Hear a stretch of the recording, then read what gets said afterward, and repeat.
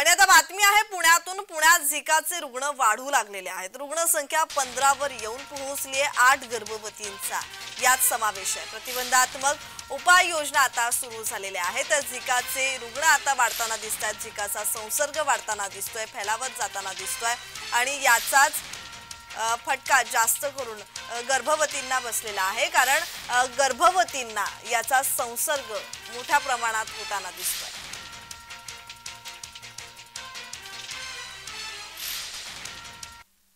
या संदर्भात अधिकची माहिती देत आहेत आमचे प्रतिनिधी अजिंक्य धायगुडे। अजिंक्य, पुण्यात झिकाचे रुग्ण वाढलेले पाहायला मिळत आहेत आणि यात गर्भवतींचा जास्त प्रमाणात समावेश आहे। या संदर्भात अधिकची माहिती।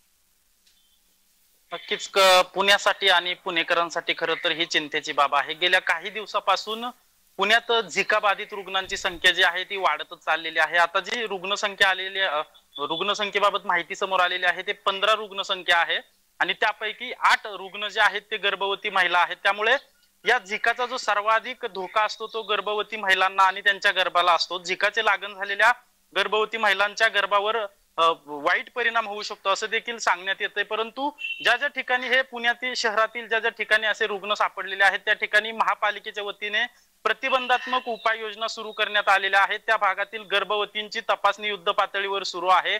परंतु महापालिकेकडून नागरिकांना आवाहन केलं जातं की पावसाळ्याचे दिवस आहेत, पाणी साठवून देऊ नका। डासांची उत्पत्ती होत असेल तर अशी ठिकाणे नष्ट करा।